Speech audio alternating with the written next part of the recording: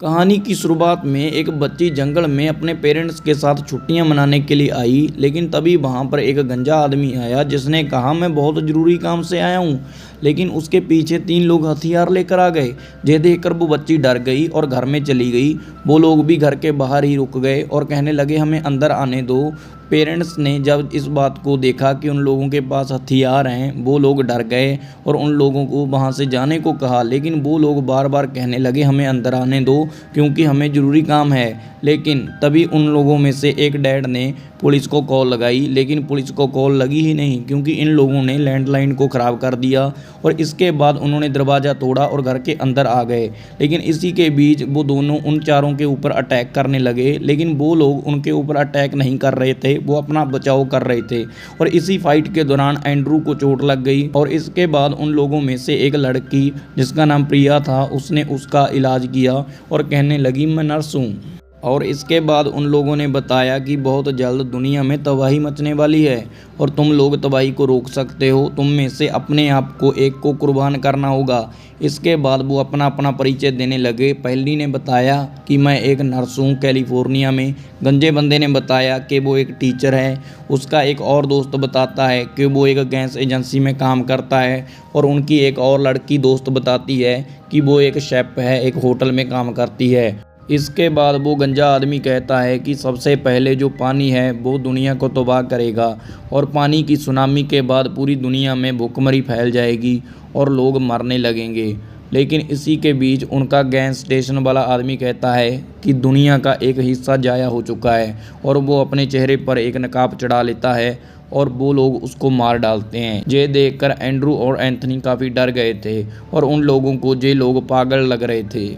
लेकिन इसके बाद जब वो गंजा आदमी टीवी को ऑन करता है तो टीवी पर भी न्यूज़ आ रही थी कि देशों में सभी जगह सुनामी आ गई है और लोगों में भूखमरी फैल चुकी है।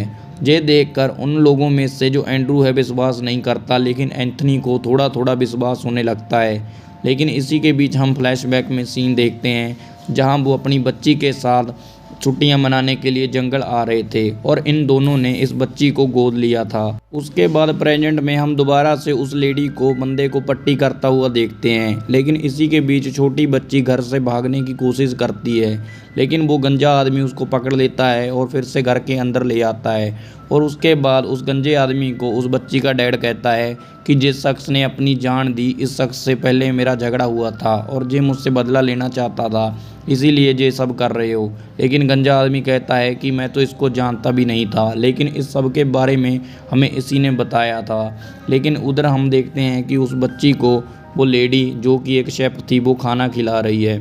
इसी के बीच उस बच्ची ने अपने पापा को एक चाकू थमा दिया और हम देखते हैं कि शेफ कहती है कि अब दूसरी तबाही का वक्त हो चुका है और वो भी मास्क चढ़ा लेती है और उसको भी मार दिया जाता है और उसकी लाश को बाहर ठिकाने भी लगा दिया जाता है।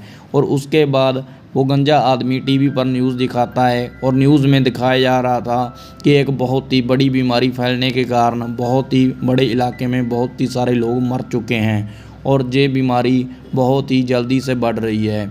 लेकिन तभी उनमें से एक बंदा कहता है कि ये सब पुरानी खबरें हैं और इन लोगों ने ये सब कुछ पहले ही प्लान किया हुआ है और ये सभी लोग हमें बातों में उलझा रहे हैं। लेकिन तभी वो बच्ची ज़ोर से चिल्लाती है और उन लोगों का ध्यान भटक जाता है और वो दोनों अपने आप को आज़ाद कर लेते हैं। एक बंदा बाहर जाकर गाड़ी में अपनी गन उठाता है, लेकिन एक लेडी उसको रोकने की कोशिश करती है। वो लेडी को धमकाता है और पीछे हटने को कहता है। उसके बाद जो बंदा मर चुका था वो उसका आईडी कार्ड निकालता है जो कि गैस स्टेशन वाला था। उसके बाद जब वो अंदर जाता है वो कहता है कि तुम लोगों को उस गैस स्टेशन वाले ने उल्लू बनाया, उसने तो तुम्हें अपना नाम भी सही नहीं बताया। लेकिन तभी वो नर्स लेडी भाग कर आती है। वो डर जाता है और गोली चला देता है। लेकिन इसी के बीच वो गंजा आदमी उसको तीसरी कुर्बानी के लिए कुर्बान कर देता है और इसके बाद उन लोगों को लगता है कि ये पागल है। वो उसके ऊपर गन तानते हैं और उसको धक्के से एक कमरे में बंद कर देते हैं।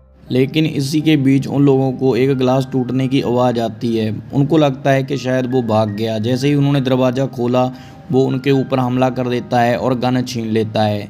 और वो लोग हाल में थे जहां पर न्यूज़ पर दिखाया जा रहा था कि सभी एरोप्लेन अपने आप ही डूब रहे हैं और तबाह हो रहे हैं। और ये देखकर उनको काफ़ी अजीब सा लगता है और ये बात वो आदमी भी उनको बता रहा था। इसके बाद वो आदमी कहता है कि अब चौथी कुर्बानी का वक्त आ गया है। वो बाहर जाता है और अपने आप को कुर्बान कर देता है। इसके बाद चारों ओर काले बादल छा जाते हैं और तभी दोनों में से एक आदमी कहता है कि मुझे कुर्बानी देनी पड़ेगी और ये कहकर वो गोली मरवा लेता है। और हम देखते हैं कि वो अपनी बेटी को लेकर वहाँ से जंगल में निकल जाता है, जहाँ उन लोगों को एक गाड़ी मिलती है। ये गाड़ी उन चारों लोगों की ही थी। ये गाड़ी लेकर वो शहर में चले जाते हैं, जहाँ पर वो एक न्यूज़ देखते हैं। न्यूज़ में बताया जा रहा था कि सारी जो तबाहियाँ थी खुद ब खुद रुक चुकी हैं और सभी एरोप्लेन्स भी ठीक हो चुके हैं। और इसके बाद हम देखते हैं कि वो दोनों अब अपनी गाड़ी को लेकर वहाँ से जा रहे थे और अपनी नई ज़िंदगी की शुरुआत करने के लिए निकल पड़े थे।